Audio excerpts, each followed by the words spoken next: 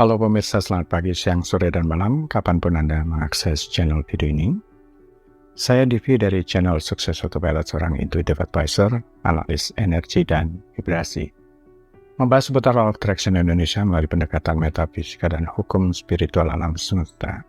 Dan untuk video Law of Attraction Indonesia ini terbagi menjadi beberapa bagian yang pemirsa bisa ikuti untuk mendapatkan gambaran atau materi yang utuh dan lengkap. Untuk itu, link-link video yang terkait sudah saya pasang di deskripsi di bawah ini. Baiklah, simak terus videonya sampai habis. Silahkan subscribe buat yang belum dan jangan lupa nyalakan loncengnya agar mendapatkan informasi-informasi yang terbaru dari channel ini setiap minggunya. Pemirsa, kali ini kita akan membahas miliarder itu bisa jadi Anda, karena ini alasannya.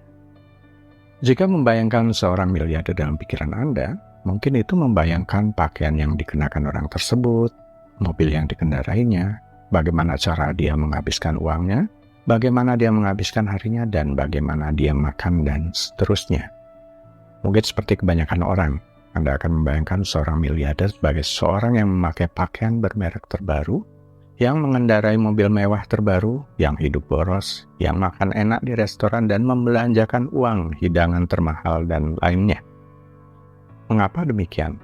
Karena cara kita memandang tentang kehidupan orang kaya telah dicuci otak oleh televisi dan film untuk berpikir bahwa inilah cara para miliarder hidup dan menghabiskan uang mereka. Tapi justru pola pikir dan kebiasaan semacam inilah yang membuat kita tidak bisa kaya. Kebenarannya adalah sangat sedikit miliarder mandiri yang hidup semacam itu. Mereka cenderung hidup hemat, menghindari tampilan kekayaan yang berlebihan, dan berfokus pada menabung dan berinvestasi. Apakah ini terasa akrab dengan Anda? Hidup hemat, tidak menampilkan kekayaan, fokus pada menabung dan investasi. Miliarder itu bisa jadi Anda. Nyatanya satu-satunya yang menjalani gaya hidup malas, boros, dan memanjakan diri ini adalah minoritas miliarder yang mewarisi kekayaan dari generasi sebelumnya, atau yang menghasilkan uang biasanya melalui olahraga atau hiburan, seperti olahragawan atau artis. Dan para miliarder yang hidup boros itu biasanya memiliki satu kesamaan. Mereka tidak mau mengelola keuangan dengan baik. Akhirnya kehilangan segalanya beberapa tahun kemudian. Kekayaan mereka hanya sementara. Lihatlah Mike Tyson, Michael Jackson, Bobby Brown, dan seluruh daftar selebriti lain yang menghasilkan ratusan juta dolar dalam karir mereka. Mereka semua bangkrut terjerat hutang sampai hari ini. Berbeda dengan Donald Trump. Donald Trump pada awal tahun 90-an pernah mengatakan dia $1 miliar lebih miskin daripada seorang tunawisma saat berada di titik terendah dalam karirnya. Ya, pada awal 1990-an itu Trump menghadapi kesulitan keuangan yang signifikan dan harus melewati tingkat hutang yang tinggi. Kasino Atlantic City miliknya menghadapi masalah keuangan yang menyebabkan kebangkrutan.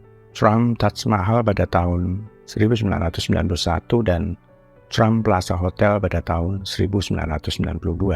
Trump Hotel dan Casino Resort, perusahaan induknya saat itu juga mengajukan kebangkrutan pada tahun 2004. Kekayaan bersihnya minus, sedangkan seorang tunawisma masih memiliki sedikit uang di sakunya.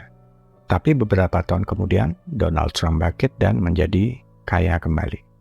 Saya pernah membagikan di video terdahulu tentang 5 kebiasaan miliarder yang saya pelajari sejak kecil dari almarhum ayah yang memang seorang pengusaha. Menurut versi almarhum ayah, kebiasaan miliarder cuma seperti ini, yakni mau belajar dari orang lain, selalu mengembangkan diri, salah satunya melalui membaca, passion dan fokus, koneksi yang mendukung, kemudian bisnis dan investasi. Ternyata ini selaras dengan penelitian yang dilakukan oleh Thomas J. Stanley dan William D. Denko, dan ditulis pada tahun 1996 menyajikan tentang kebiasaan dan gaya hidup orang-orang kaya di Amerika Serikat. Ini menantang persepsi umum tentang apa artinya menjadi kaya. Thomas J. Stanley dan William D. Denko mengatakan bahwa banyak orang yang tampak kaya dengan pendapatan tinggi dan gaya hidup mewah, tetapi tidak benar-benar kaya. Sebaliknya mereka hidup dari gaji ke gaji, menumpuk hutang, ternyata masih memiliki sedikit kekayaan yang nyata. Jadi ada istilah individu yang memiliki kekayaan bersih relatif tinggi terhadap pendapatannya, dan individu yang memiliki kekayaan bersih relatif rendah terhadap pendapatannya. Peneliti menggali karakteristik dan kebiasaan yang bertujuan untuk mengungkap rahasia kesuksesan finansial mereka. Melalui penelitian, kemudian Stanley dan Demko menemukan bahwa banyak miliarder adalah wiraswastawan atau memiliki usaha kecil. Mereka cenderung hidup hemat, menghindari tampilan kekayaan yang berlebihan, dan berfokus pada menabung dan berinvestasi. Mereka memprioritaskan kemandirian finansial dan akumulasi kekayaan daripada harta benda. Kebiasaan miliarder mengacu pada perilaku praktik dan pola pikir yang umumnya diadopsi oleh individu yang telah mencapai tingkat kesuksesan finansial yang tinggi. Meskipun penting untuk diperhatikan bahwa tidak semua miliarder menunjukkan kebiasaan yang sama, ada pola dan sifat tertentu yang sering dikaitkan dengan pencapaian mereka. Berikut adalah kebiasaan umum miliarder. Penetapan tujuan. Miliarder cenderung menetapkan tujuan keuangan yang jelas dan spesifik. Mereka memiliki visi yang jelas tentang apa yang ingin mereka capai dan mengembangkan rencana untuk mencapai tujuan mereka. Kerja keras dan ketekunan. Kebanyakan miliarder memahami bahwa kesuksesan tidak terjadi dalam semalam.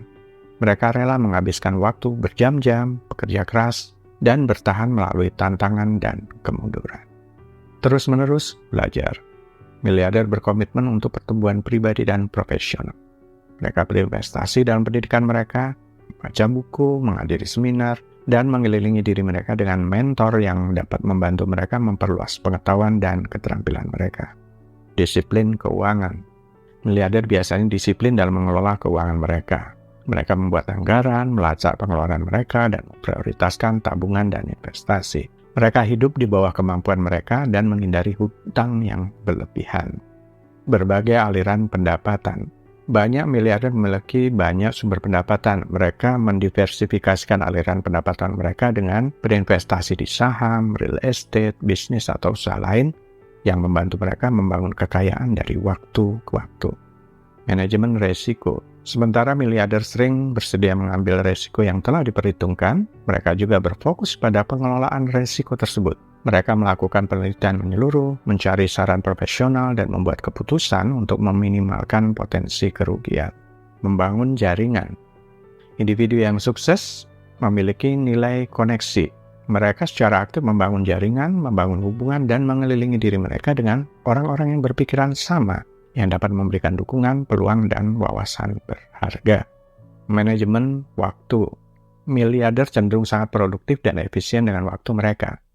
Mereka memprioritaskan tugas, mendelegasikan bila perlu, dan menghilangkan aktivitas yang membuang-buang waktu untuk berfokus hanya pada aktivitas yang memberikan hasil yang paling signifikan.